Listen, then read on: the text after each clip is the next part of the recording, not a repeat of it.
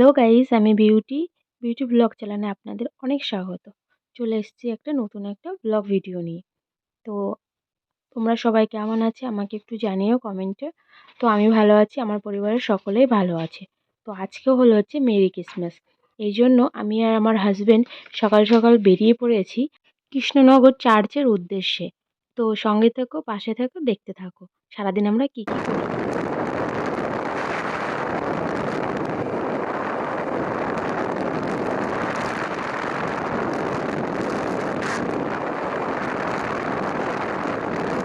কৃষ্ণনগর আমরা পৌঁছে গেছি, আর খানিকটা দূরত্বে রয়েছে কৃষ্ণনগরের চার্চ।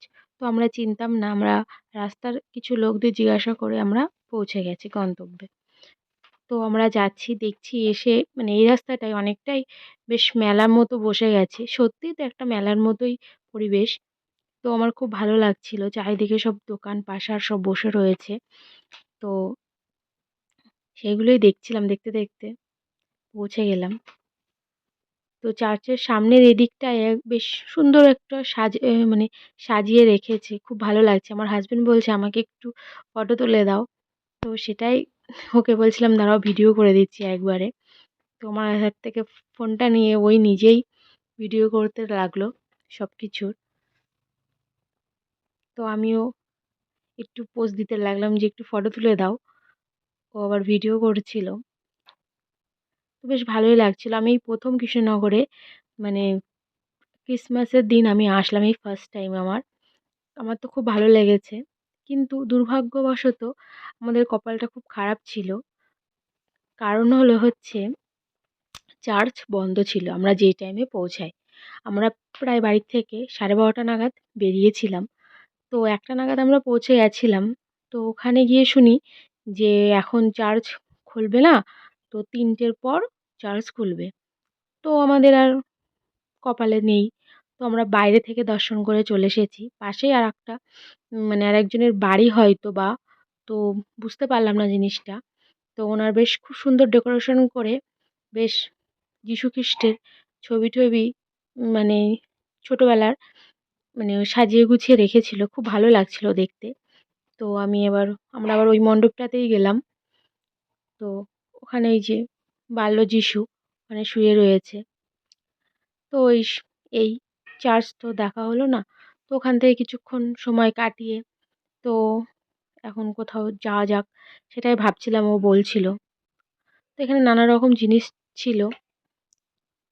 এই যে বড় মেইন চার্চটা, সবগুলো চার্চই বন্ধ ছিল।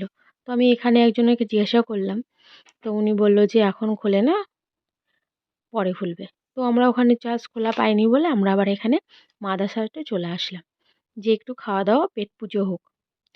তো আমার হাজবেন্ডের খুব ইচ্ছা ছিল মাদার হাউসে এসে কিছু খাওয়া দাওয়া করবে।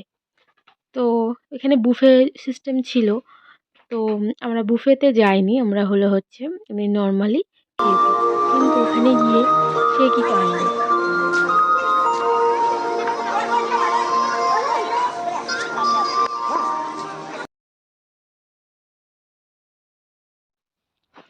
আমি এই প্রথম মাদারসাতে আসলাম। জায়গাটা খুব সুন্দরভাবে ডেকোরেশন করেছিল। খুবই ভাল লাগছিল। তো বেশ কি সুন্দর, সাইডে আবার দোকান পাশারও বসেছিল। তো এখানে আবার এই যে এখানে টোকন দিচ্ছিল।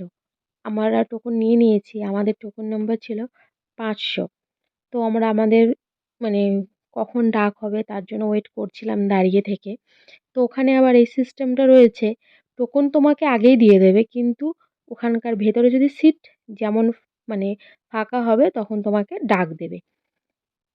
তোমরা যদি দুজন থাকো, সে দুজনের সিট যদি ফাঁকা হয়ে যায় তাহলে তোমাদের আগে ডাক পড়ে যাবে। সে তোমাদের টোকন নাম্বার যতই থাক না কেন। এই সিস্টেমটা আমরা দেখলাম। আমরা ভিতরে চলে এসেছি। তো আমরা টেবিল পেয়ে গেছি। তো আমরা দুজন ছিলাম বলে দুটো টেবিলে বসে পড়েছি। তো খুব ভালো লাগছিল। কিন্তু অনেক লেট হচ্ছিল। যেহেতু আজকে মানে মানুষজনের সংখ্যাটা বেশি বা চাপটা বেশি, ওইজন্য আমরা অনেকক্ষণ ভিতরে ঢুকেও অনেকক্ষণ ওয়েট করার পরে আমাদের মানে কি বলবো মানে অর্ডার নেয় প্লাস আমাদের সার্ভ করে অনেক লেটই হয়ে গেছিলো অনেকক্ষণ পরে। তো ও সেটাই বলছিল যে অনেকক্ষণ পরে থালা আসলো। তারপরে কিছুক্ষণ পর আমরা একটা ফিশ ফ্রাই অর্ডার করেছিলাম আমরা দুজন। তো সেটাই চলে এসেছে। তো আমরা বেশি কিছু অর্ডার করিনি। যেহেতু অত আমরা খেতে পারি না সেভাবে। তো ওইজন্য সাধারণ নরমাল কিছু। আর ওর খুব বাসন্তী পোলাও খাওয়ার খুব ইচ্ছা। তো সেটাই ও মানে আমাকে বলে যাচ্ছিল যে, "আমি কিন্তু ওটাই খাবো। আমি কিন্তু অন্য কিছু খাবো না।" তো বাসন্তী পোলাও আর মাটন কষা তো দিদি দিয়ে চলে গেলেন। তো আমরা ওটাই ট্রাই করব। দেখা যাক কেমন হয়। তো ও তো পেয়ে তো খুব খুশি। তো আগে নিতে শুরু করেছে। কিন্তু হাঁড়িটা খুবই গরম ছিল। ও কিভাবে ও নেবে ও বুঝতেই পারছিল না। তো ধরতেও পারছিল না। ভীষণ প্রচণ্ড গরম ছিল।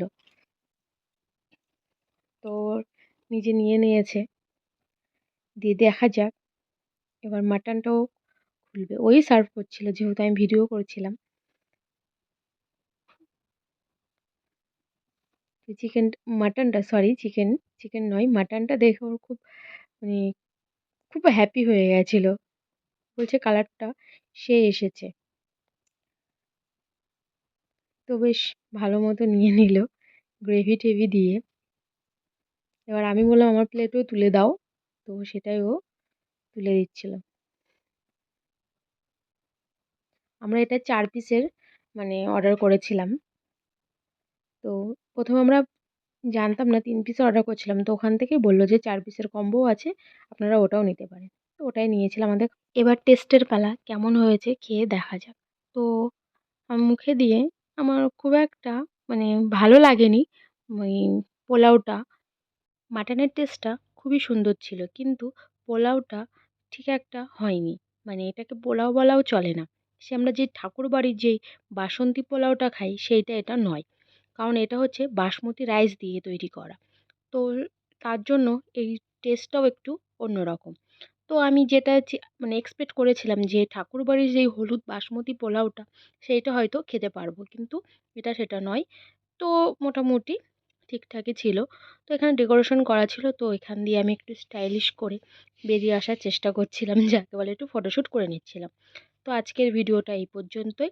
ভালো লাগলে লাইক, কমেন্ট, শেয়ার করে দেবেন এবং পাশে থাকবেন। নমস্কার।